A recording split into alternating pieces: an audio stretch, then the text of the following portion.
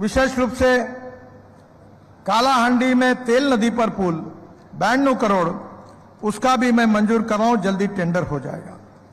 Aspirational district Kalahandi और बलंगीर के बीच में संपर्क प्रदान होगा। सोनपुर में 2 lane pro shoulder 178 crore 9 kilometre DPR हो गया है, जल्दी इसका काम शुरू होगा। आस्का शहर में 2 lane pro shoulder bypass 175 crore, Colombia में 2 lane pro shoulder bypass 120 crore, ये भी जल्दी टेंडर करने की हम कोशिश करेंगे, इसको मंजूर किया है। संबित पात्रा जी के चुनाव में मैं आया था और उन्होंने मुझे कहा था कि आप घोषणा करोगे तो मैं चुनाव जीतूंगा, और मैंने वहां घोषणा भी की थी, वो चुनाव भी जीत गए। अब मेरी जिम्मेदारी है कि उसको पूरा करना। जो missing link on Chilika lake Satapada और कृष्ण प्रसाद ब्लॉक के बीच में थी, वो 8 किलोमीटर की लंबाई, जिसमें 2 मेजर ब्रिजेस है, वो 500 करोड़ की लागत की है। उसका डीपीआर जल्दी ही पूर्ण हो जाएगा। मैं इस कार्य को मंजूरी दे चुका हूं और जल्दी ही भूमि पूजन के लिए वहां मैं आऊंगा, क्योंकि वहां के जनता को मैं कमिटमेंट करके गया था। इसके साथ साथ मैं आज मुख्यमंत्री जी से और पीडब्ल्यू मिनिस्टर जी से प्रार्थना करता हूं कि मैं सीआरआईएफ में आपको 800 करोड़ रुपए मंजूर कर रहा हूं। आप इसके प्रपोजल तुरंत मेरे पास भेज दीजिए और 200 करोड़ मेरे लिए रखिए, ताकि मेंबर ऑफ पार्लियामेंट जो मेरे पास आते हैं उनके लिए वैसे 1000 करोड़ ये राम सीआरआईएफ के लिए मैं मंजूरी दे रहा हूं। आप जल्दी प्रस्ताव भेज दीजिए। ओडिशा में करीब 50,000 करोड़ के हाईवे निर्माण का काम चल रहा है। भद्रक से बालेश्वर 6 लेन 1200 करोड़, इसमें कटक कुंदरपुर 4 लेन मार्ग, कटक से पारादीप पोर्ट एवं खंडरपुर पोर्ट की कनेक्टिविटी अच्छी हो जाएगी, ये 1300 करोड़ 21 किलोमीटर। डुबरी से चंदीखोल 4 लेन मार्ग 800 करोड़ 40 किलोमीटर। कुआखिया मंगलपुर 4 लेन मार्ग 721 करोड़ 36 किलोमीटर। और इसके साथ साथ ओएमपी चौक से बीरबाली तक, मुझे लगता है ये आपके शहर में है ना, कहाँ का ये ओएमपी चौक से बीरबाली तक एलिवेटेड कॉरिडोर, बीरबाती से कंदरपुर 4 लेन मार्ग, इसका काम जल्दी अवार्ड होगा और शुरू होगा, इसकी भी मैं घोषणा करता हूं। ये कटक शहर में ट्रैफिक जाम की समस्या इसके कारण हल होगी। तेल नदी पर 2 लेन पुल 109 करोड़, सोनपुर बौंद को जोड़ेगा, पूर्व पश्चिमी ओडिशा को भी जोड़ जाएगा। दरिंगबाड़ी घाट का 4 लेन चौड़ीकरण 718 करोड़ 27 किलोमीटर। दरिंगबाड़ी पर्यटन स्थल के लिए महत्वपूर्ण है, ये दिसंबर 2028 तक पूरा हो जाएगा। मंगलपुर कैंगोला 2 लेन प्रो शोल्डर मार्ग 374 करोड़, ये 17 किलोमीटर है, अप्रैल 2028 तक पूरा हो जाएगा। बलीकुदा मुल्कानी 2 लेन प्रो शोल्डर 511 करोड़, दिसंबर 2027 तक पूरा हो जाएगा। कंदरपुर बालिकादा 2 लेन प्रो शोल्डर मार्ग 500 करोड़, ये भी दिसंबर 25 तक पूरा हो जाएगा। मुझे विश्वास है कि नुआगांव स्थित जेएसडब्ल्यू स्टील प्लांट से NH 16 से डायरेक्ट कनेक्टिविटी मिलेगी। मैं ओडिशा में जो प्रमुख बाईपास है उनके मंजूरी की घोषणा कर देता हूं। इसकी कीमत 5-6 हजार करोड़ होगी, समय की कमी है, केवल नाम पढ़ता हूं। ब्रह्मपुर में 4 लेन बाईपास, संबलपुर में 4 लेन बाईपास, बोलांगीर में 4 लेन बाईपास, नयागढ़ में 2 लेन प्रो शोल्डर बाईपास, इसके साथ साथ झारसुगुड़ा में 2 लेन प्रो शोल्डर बाईपास अंगुल आने के लिए, नवरंगपुर में 2 lane pro shoulder bypass, Phulbani में 2 lane pro shoulder bypass, Raigarh में 2 लेन प्रो शोल्डर बाईपास, ये सब बाईपास को 5000 करोड़ के बाईपास को मैं मंजूरी प्रदान करता हूं। इसका काम भी जल्दी शुरू हो जाएगा। ओडिशा में जो आने वाले प्रोजेक्ट है जिसकी मैं घोषणा करना चाहता हूं, वो करीब 75,000 करोड़ के 2230 किलोमीटर की परियोजना है जो हमको अवार्ड करनी है। डीपीआर बन गए हैं। एक है भुवनेश्वर पुरी 6 लेन मार्ग 1200 करोड़ 67 किलोमीटर, जल्दी उसको हम अवार्ड करेंगे, जो 1.5 घंटे से घटकर 45 मिनट हो जाएगा। कनक कटोरा से तेलीबानी 4 लेन मार्ग 3,500 करोड़ का 153 किलोमीटर डीपीआर प्राप्त हुआ है, जल्दी इसके कार्य का शुभारंभ करने की कोशिश करेंगे। सोहेला से सोनपुर 4 लेन मार्ग 1600 करोड़, इसका भी डीपीआर प्राप्त हुआ है।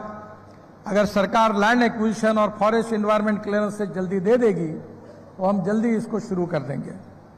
पुइंग टोला टांगी 6 लेन मार्ग 1600 करोड़, इसका भी डीपीआर मिला है, ये भी मैं मंजूर घोषित कर रहा हूं और जल्दी इसका काम शुरू हो जाएगा। अथागढ़ अंगुल 4 लेन मार्ग 1000 करोड़, ये डीपीआर मिल गया है। ये भुवनेश्वर से अंगुल के लिए बेहतर कनेक्टिविटी होगी और 2 घंटे से घटकर समय केवल 1 घंटा हो जाएगा। केंद्र सरकार के हमने योजना बनाई कि हमारे देश में 22 लाख ड्राइवरों की कमी है।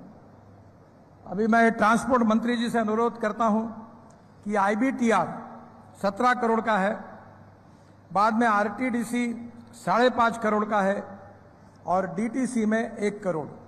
तो यह आईटीडीआर में 17 करोड़ की सब्सिडी है, आरडीटीसी में 5.5 करोड़ की सब्सिडी है और डीटीसी में 1 करोड़ की सब्सिडी है और फिटनेस स्टेशन के लिए 1.5 करोड़ की सब्सिडी है। मैं ओडिशा के लिए इसके लिए ये जितने प्रपोजल आप तैयार करके मुझे भेज सकते हैं जल्दी भेज दीजिए, मैं पूरे मंजूर कर दूंगा। मैं जब पोर्ट का मंत्री था तो विशेष रूप से पारादीप पोर्ट पर मेरा विशेष प्रेम था।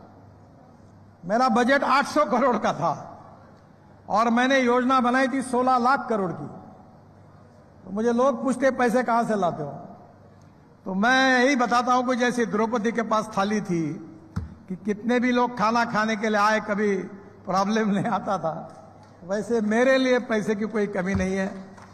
कैसे काम करना और पैसा कैसे खड़े करना इसका अनुभव था। मुझे बहुत खुशी हुई कि आज मैंने जब थोड़ा जानकारी ली तो बड़े प्रमाण पर सागरमाला की योजना में पारादीप पोर्ट पर काफी बड़ा काम हुआ है।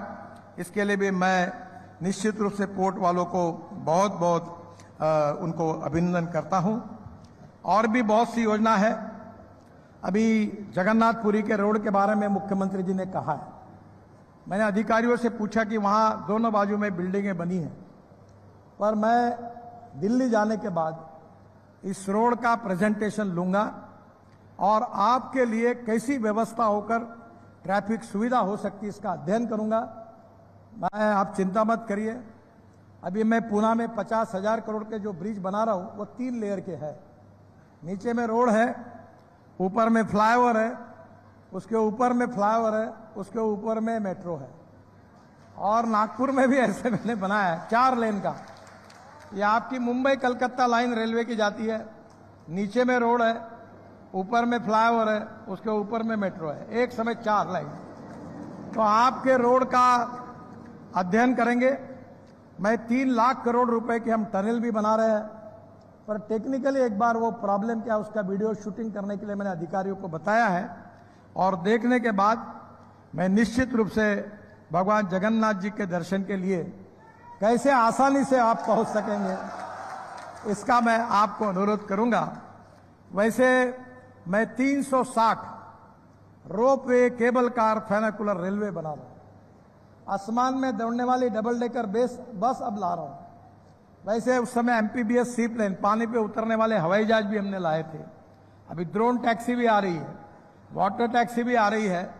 तो आने वाले समय में मेरा आपसे अनुरोध है कि अभी मैंने नागपुर में पहला पायलट प्रोजेक्ट किया जिसका टेंडर कल रिसीव हो रहा है, वो है फ्लैश चार्जिंग बस, जिसमें एग्जीक्यूटिव क्लास है, ड्राइवर के सामने से सब लोग चढ़ सकते हैं, सीट के सामने टीवी है। एयरपोर्ट अपने हवाई जहाज में जैसी एयर होस्टेस होती है तो बस होस्टेस होगी। हर 135 सीट की बस की कैपेसिटी है।